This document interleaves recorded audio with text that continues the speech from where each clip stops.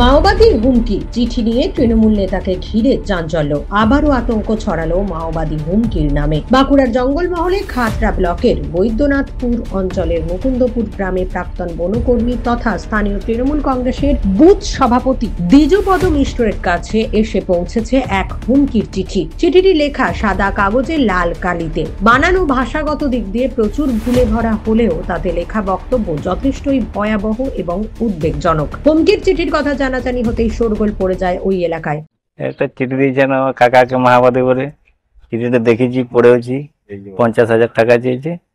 না ভয় লাগে না, আমার নাম মুকুন্দপুর। বানান ও ভাষাগত ভুলে ভরা চিঠির প্রতিটি লাইনে স্পষ্ট প্রাণনাশ ও অপহরণের হুমকি, শিশুদের নাম টেনে হুমকি, টাকার অঙ্ক নির্ধারণ করে দেওয়া, নির্দিষ্ট সময় ও জায়গায় পৌঁছানোর নির্দেশ। সব মিলিয়ে ঘটনা অত্যন্ত চিন্তাজনক।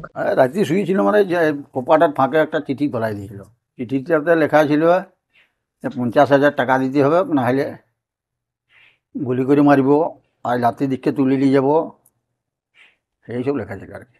সেটা জগদলা আমাদের ইয়ার ওই একটা ঘর আছে, ওই সানঘাট, সেইখানে জানালা ইয়ার এইখানে গলায় দিই। আমি ফরেস্টে কাজ করতাম, এখন করি বলতে এখন পার্টি করি, তৃণমূল বুথ সভাপতি আর ব্লক কমিটির সদস্য। চিঠিতে মাওবাদী ও সারেঙ্গা লেখাটি ইঙ্গিত দিচ্ছে সারেঙ্গা অঞ্চল থেকে বা নাম ব্যবহার করে এই হুমকি দেওয়া হয়েছে। তবে প্রশাসনের পক্ষ থেকে এখনো পর্যন্ত কেউ এই চিঠির সত্যতা বা উৎস নিশ্চিত করেনি। তবে প্রশ্ন থেকেই যাচ্ছে, এই হুমকির নেপথ্যে আসলেই মাওবাদীরা নাকি কেউ ব্যক্তিগত উদ্দেশ্য নিয়ে এই ভয়াবহ নাটক সাজিয়েছে। তবে পুলিশ প্রশাসন বিষয়টি খতিয়ে দেখছে। তবে এই ঘটনার পরিপ্রেক্ষিতে রাজনৈতিক জল বেশ খানিকটা ঘোলা হচ্ছে। বিজেপি কটাক্ষ করেছে, যদি এটা মাওবাদীরা করে থাকে তাহলে তারা জানে কার কাছে কত চুরির টাকা আছে। একটা বুথ সভাপতির কাছেই যদি 50,000 টাকা দাবি আসে, তাহলে জেলা বা রাজ্য নেতৃত্বের কাছে কত আছে সেটা কি আন্দাজ করা যায় না? এখন ভাবার হচ্ছে, যদি এটা মাওবাদীতেই করে থাকে ওই অঞ্চলে, তাহলে মাওবাদীদের কাছেও খবর আছে যে তৃণমূল কংগ্রেসের একজন বুথ সভাপতির কাছে কি পরিমাণ টাকা পয়সা রয়েছে, কি পরিমাণ ধন সম্পদ রয়েছে।